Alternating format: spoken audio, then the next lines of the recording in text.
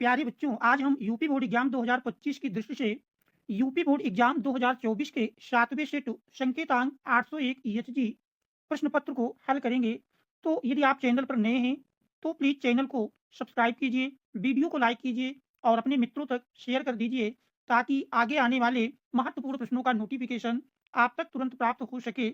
तो देख रहे हैं ये सेट हम 24 फरवरी 2025 को होने वाले हिंदी प्रश्न पत्र के लिए लेकर आए हैं। तो देख रहे हैं ये आज का सेट है यूपी बोर्ड एग्जाम 2024 में संपन्न हुए संकेतांक 801 एचजी का प्रश्न पत्र, जो कि यूपी बोर्ड एग्जाम 2025 के लिए एक महत्वपूर्ण प्रश्न पत्र है। सबसे पहले इसमें हम ऑब्जेक्टिव प्रश्नों को हल करेंगे। तो देख रहे हैं ऑब्जेक्टिव प्रश्नों में सबसे पहले खंड आ देख रहे हैं बहुविकल्पीय प्रश्न, जिसका पहला प्रश्न दिया है। पहले प्रश्न में कह रहा वैदेही वनवास के रचनाकार हैं। देख रहे हैं इसमें option A Maithili Sharangupt, option B Mahadevi Verma, C Ayodhya Singh Upadhyay Hariaudh और ऑप्शन डी सियाराम शरण गुप्त। तो हम जानते हैं वैदेही वनवास के रचनाकार अयोध्या सिंह उपाध्याय हरिऔध हैं, तो इसका विकल्प सी सही है। इसके बाद यदि दूसरा प्रश्न देखें, देख रहे हैं दूसरे प्रश्न में दिया है कि आप प्रयोगवाद के कवि हैं।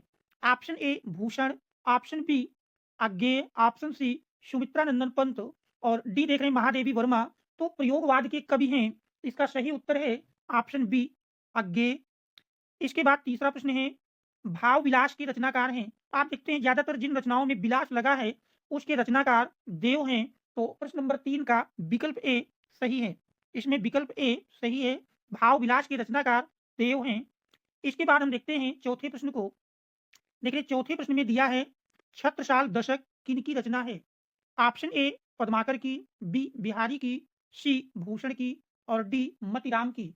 तो इसका सही उत्तर है ऑप्शन सी भूषण की। छत्रसाल दशक भूषण की रचना है। इसके बाद पांचवा प्रश्न है। देख रहे पांचवें प्रश्न में दिया है कि कला और बूढ़ा चांद के रचनाकार हैं।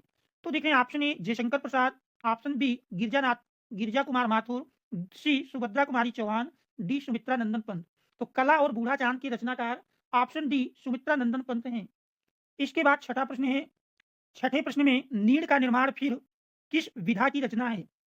तो नीड़ का निर्माण फिर हम जानते हैं हरिवंश राय बच्चन की रचना है और इसमें हमको विधा बताना है। तो देख रहे हैं ऑप्शन ए जीवनी, ऑप्शन बी आत्मकथा, सी रेखा चित्र, डी एकांकी। तो इसका सही उत्तर ऑप्शन बी आत्मकथा। नीड़ का निर्माण फिर आत्मकथा विधा की रचना है। इसके बाद हम देखते हैं सातवें प्रश्न को। देख रहे हैं सातवें प्रश्न में दिया है निम्नलिखित में से शुक्ल युग के लेखक हैं। देख रहे हैं option A Mohan Rakesh, B Amrit Rai, C Shyam Sundar Das, D Kamleshwar. इस प्रश्न का सही उत्तर है ऑप्शन सी श्याम सुंदर दास। इसके बाद हम देखते हैं आठवें प्रश्न को। देख रहे हैं आठवें प्रश्न में दिया है कि निम्नलिखित कथनों में से कौन सा कथन सही है। कि शशांक के रचनाकार आचार्य रामचंद्र शुक्ल हैं, जबकि हम जानते हैं शशांक के रचनाकार बंदोपाध्याय हैं। ये इसका गलत उत्तर है। बी नंबर आकाशदीप कहानी के लेखक राम कुमार वर्मा हैं। तो आकाशदीप कहानी के लेखक हम जानते हैं जयशंकर प्रसाद हैं। इस प्रकार से ये भी गलत है। ऑप्शन डी की बात करें, क्या भूलूं क्या याद करूं, निबंध के लेखक केरा जयशंकर प्रसाद है। तो क्या भूलूं क्या याद करूं जानते हैं हरिवंश राय बच्चन जी की रचना है। इसके बाद सी कह रहा भारतेंदु हरिश्चंद्र आलोचना साहित्य के जनक माने जाते हैं। तो देख रहे हैं 3 विकल्प गलत हैं। इसका मतलब चौथा जो शेष बचता है वो हमारा सही होगा। इसके बाद 9वां प्रश्न है। देख रहे हैं 9वें प्रश्न में दिया है कि आप परीक्षा गुरु किस विधा की रचना है। प्रश्न नंबर 9 है परीक्षा गुरु किस विधा की रचना है। ऑप्शन ए आत्मकथा, बी एकांकी, सी उपन्यास, डी रेखाचित्र। तो परीक्षा गुरु एक उपन्यास है, इसका ऑप्शन सी सही है। इसके बाद 10वां प्रश्न है। 10वें में कह रहा बाण भट्ट की आत्मकथा के रचनाकार हैं। Option A Jaishankar Prasad, option B Hazari Prasad Dwivedi, C Rangeya Raghav, D Dharmveer Bharti. तो बाण भट्ट की आत्मकथा के रचनाकार हैं ऑप्शन बी रांगे राघव। इसका सही उत्तर है ऑप्शन बी हजारी प्रसाद द्विवेदी। तो बाण भट्ट की आत्मकथा के रचनाकार हैं ऑप्शन बी हजारी प्रसाद द्विवेदी। तो इसका सही उत्तर है। इसके बाद हम देखते हैं 11वें प्रश्न को। देखिए 11वें प्रश्न में क्या रस के कितने अंग होते हैं। देख रहे हैं हम जानते हैं रस के 4 अंग होते हैं। तो इस प्रश्न का ऑप्शन बी सही उत्तर है। इसके बाद 12वें प्रश्न में आप देख रहे हैं 12वें में दिया है क्या पायो जी मैंने राम रतन धन पायो पंक्ति में कौन सा अलंकार है। ऑप्शन ए उपमा अलंकार, बी रूपक अलंकार, सी उत्प्रेक्षा अलंकार, डी यमक अलंकार। देखिए पायो जी मैंने राम रतन धन पायो। तो देख रहे हैं धन को राम रतन के समान माना गया है। इस प्रकार से आप कह सकते हैं इसमें रूपक अलंकार है। तो प्रश्न 12 का विकल्प बी सही है। इसके बाद देख रहे हैं 13वें प्रश्न में दिया है, 13वें प्रश्न में कह रहा है कि सोरठा की पहली और पहले चरण में कितनी मात्राएँ होती हैं? हम जानते हैं कि सोरठा के पहले चरण में 11 मात्राएँ होती हैं, तो देख रहे हैं इसका विकल्प नंबर सी सही है। इसके बाद 14वां प्रश्न है, देखिए 14वें प्रश्न में दिया है, क्या निर्दय शब्द में प्रयुक्त उपसर्ग है? देखिए ऑप्शन ए दय, बी नी, सी में निर लिखा है और डी में नीर। तो निर्दय शब्द में प्रयुक्त उपसर्ग है निर, ऑप्शन सी सही है। इसके बाद 15वां प्रश्न है, 15वें में कह रहा नील गाय में कौन सा समास है? ऑप्शन ए कर्मधारय, बी द्वंद्व, सी द्विगु, डी बहुव्रीहि। तो नील गाय में चूंकि द्वंद्व है नहीं, द्विगु में संख्यावाची होता है और बहुव्रीहि में जब विशेष अर्थ निकले तो ये तीनों कंडीशन नहीं प्राप्त होती हैं। तो नील गाय में नीली है गाय अर्थात कर्मधारय समास, ऑप्शन ए सही है। इसके बाद 16वां प्रश्न है, 16वें प्रश्न में कह रहा खेत का तत्सम रूप है। खेत का तत्सम रूप देख रहे हैं ऑप्शन ए भूमि गलत है, बी जमीन भी गलत है, डी पृथ्वी भी गलत है। तो खेत का तत्सम रूप क्षेत्र जो कि ऑप्शन सी पर दिया है, तो इसका ऑप्शन सी सही है। इसके बाद 17वां प्रश्न हम देख रहे हैं, 17वें में दिया है, तेरा युष्मत शब्द का पंचमी विभक्ति बहुवचन का रूप होगा। तो युष्मत शब्द का पंचमी विभक्ति बहुवचन का रूप युष्मत अर्थात कह सकते हैं, इसका ऑप्शन सी सही है। इसके बाद 18वां प्रश्न है, क्या भाववाच्य में किसकी प्रधानता होती है? हम जानते हैं कर्ता की प्रधानता कर्तृवाच्य में होती है, कर्म की प्रधानता कर्मवाच्य में और क्रिया की प्रधानता भाववाच्य में होती है, तो इसका ऑप्शन सी सही है। इसके बाद 19वां है, 19वें में कह रहा वाक्य के कितने तत्व होते हैं? हम जानते हैं वाक्य में तत्वों की संख्या 4 होती है, तो इसका ऑप्शन बी सही है। इसके बाद 20वां प्रश्न है, 20वें में देख रहे हैं अविकारी पद को अन्य किस नाम से जाना जाता है? तो अविकारी पद को हम जानते हैं अव्यय, अवयव पद के नाम से जानते हैं, तो इसका विकल्प बी सही है। अब इसके बाद हम देखते हैं खंड बा वर्णात्मक प्रश्नों को। देख रहे हैं खंड बा वर्णात्मक प्रश्न जो कि आपको उत्तर पुस्तिका में हल करके लिखना होगा। इसका आप जानते हैं पहला प्रश्न गद्यांश पर आधारित 3 प्रश्नों का उत्तर देने के लिए होता है। देख रहे हैं जो कि 6 अंक का होता है। 2 गद्यांश होते हैं। इसमें देख रहे हैं पहला गद्यांश कुसंग का ज्वर सबसे भयानक होता है। तो देख रहे हैं मोस्ट इंपोर्टेंट है 24 के देख रहे हैं 2-3 सेट में ये पूछा गया है। तो यूपी बोर्ड एग्जाम 2025 की दृष्टि से ये मोस्ट इंपोर्टेंट पैराग्राफ है। ये लगभग हर साल 2-3 सेट में पूछा जाता है। तो इसमें सबसे पहला प्रश्न है उपरयुक्त गद्यांश का केरा सारांश लिखिए। तो उपरयुक्त गद्यांश का आप सारांश लिखेंगे। जैसे कि देख रहे हैं कुसंग का ज्वर सबसे भयानक होता है। कह रहा ये केवल नीति और सद्वृत्ति का ही नहीं नाश करता बल्कि बुद्धि का भी क्षय करता है। इस प्रकार से इस गद्यांश का हमको सारांश लिखना है। सारांश में आप कह सकते हैं, आप देख रहे हैं सबसे पहले तो ये पैराग्राफ जान लीजिए आपकी पाठ्य पुस्तक मित्रता नामक पाठ से लिया गया है, जिसके लेखक आचार्य रामचंद्र शुक्ल जी हैं। इसके बाद सेकंड में कह रहा है रेखांकित अंश की व्याख्या कीजिए और थर्ड में सुदृढ़ बाहु का क्या अर्थ है? तो ये 3 प्रश्न हैं। तो इन 3 प्रश्नों का आप उत्तर देंगे।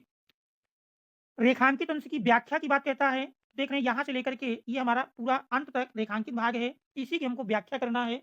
व्याख्या में आप कह सकते हैं कि आचार्य रामचंद्र शुक्ल जी कहते हैं कि कुसंगति किसी भी युवा पुरुष पुरुष की सारी उन्नति व प्रगति को उसी प्रकार बाधित करती है, जिस प्रकार किसी व्यक्ति के पैर में बंधा हुआ भारी पत्थर उसको आगे नहीं बढ़ने देता, उसी प्रकार कुसंगति भी हमारे विकास व उन्नति के मार्ग को अवरुद्ध करके अवनति व पतन की ओर धकेल देती है तथा दिन प्रतिदिन विनाश की ओर अग्रसर करती है।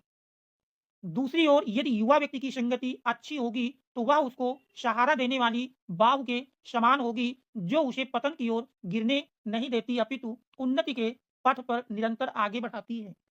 देख रहे थर्ड है, थर्ड में क्या सुदृढ़ बाहु का क्या अर्थ है? सुदृढ़ बाहु का अर्थ है मजबूत भुजा।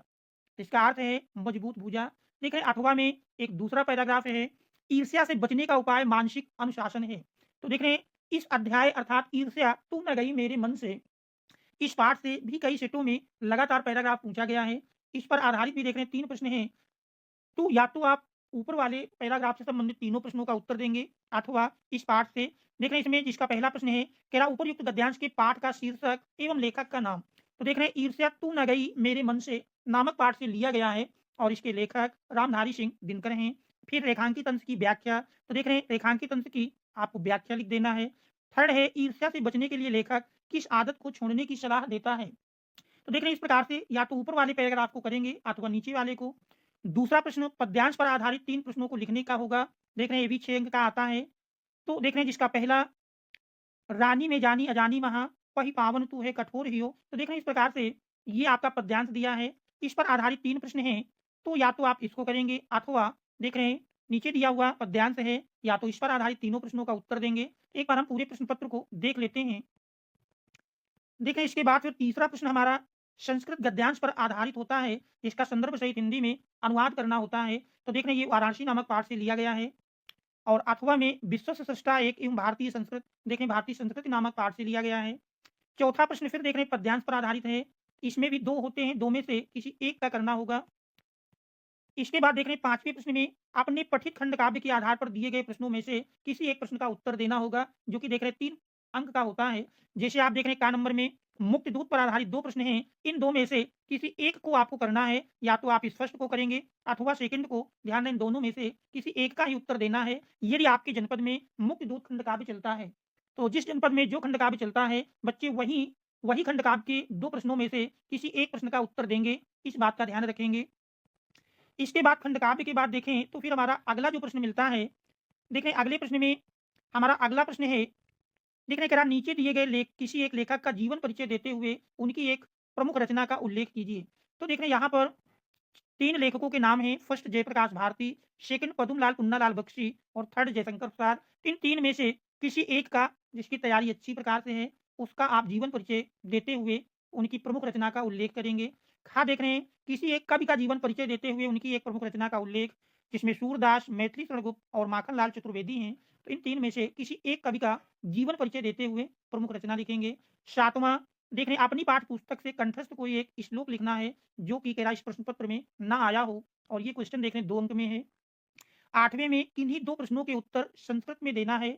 तो देख रहे हैं यहाँ पर 4 प्रश्न हैं, 4 में से किन्हीं 2 प्रश्नों का आपको उत्तर देना है। जिसमें पहला प्रश्न है कह रहा सर्वे यात्रिणः कम दृष्ट्वा अहसन्। तो इसका उत्तर होगा सर्वे यात्रिणः वाचालां तम नागरिकं दृष्ट्वा अहसन्। सेकंड है पूर्वराज गीतायाः का संदेशम अकथयत। इसका उत्तर होगा हतो वा प्राप्स्यसि स्वर्गम जित्वा भा मोक्ष्यसे महीम तस्मादुत्तिष्ठ कौन्तेय युद्धाय कृत निश्चयः। ये इस प्रश्न का उत्तर होगा। थर्ड है कूपः किमर्थम दुखम अनुभवति। इसका सही उत्तर होगा कूपः नितराम नीचः अस्ति अतः स दुखम अनुभवति। चौथा है रिपु कया वर्धते, तो रिपु उपेक्षया वर्धते। इस प्रश्न का उत्तर होगा। इसके बाद 9वां देख रहे हैं निबंध पर होता है, जिसमें आप देख रहे हैं 4 निबंध दिए हैं। इन 4 निबंधों में से जो निबंध हमको अच्छी प्रकार से तैयार है, उसी निबंध के बारे में लिखना है। और देख रहे हैं 7 अंक का होता है। इसका पहला है विज्ञान वरदान या अभिशाप, सेकंड नारी सशक्तिकरण, थर्ड स्वच्छ भारत अभियान, और चौथा है छात्र और अनुशासन। इसके बाद देख रहे हैं इसमें एक अंतिम प्रश्न आपका, अपने जन्मदिन पर मित्र द्वारा भेजे गए उपहार के लिए मित्र को धन्यवाद पत्र लिखिए, अथवा देख रहे हैं राज्य परिवहन निगम के मुख्य प्रबंधक को बस चालक के अप्रशंसनीय व्यवहार का उल्लेख करते हुए शिकायती पत्र लिखिए। तो इस प्रकार से देख रहे हैं ये हिंदी प्रश्न पत्र यूपी बोर्ड एग्जाम 2024 के 7वें शिफ्ट का हल है। इस प्रकार से आप कह सकते हैं 2025 में भी सेम पैटर्न में आपको प्रश्न पत्र मिलने वाला है, तो अच्छी प्रकार से तैयारी करेंगे। बच्चों यदि चैनल पर आप नए हैं, अभी तक आपने चैनल को सब्सक्राइब नहीं किया है, तो प्लीज़ चैनल को सब्सक्राइब कीजिए, वीडियो को लाइक कीजिए और अपने मित्रों तक शेयर अवश्य कर दीजिए। Thanks all of you for watching.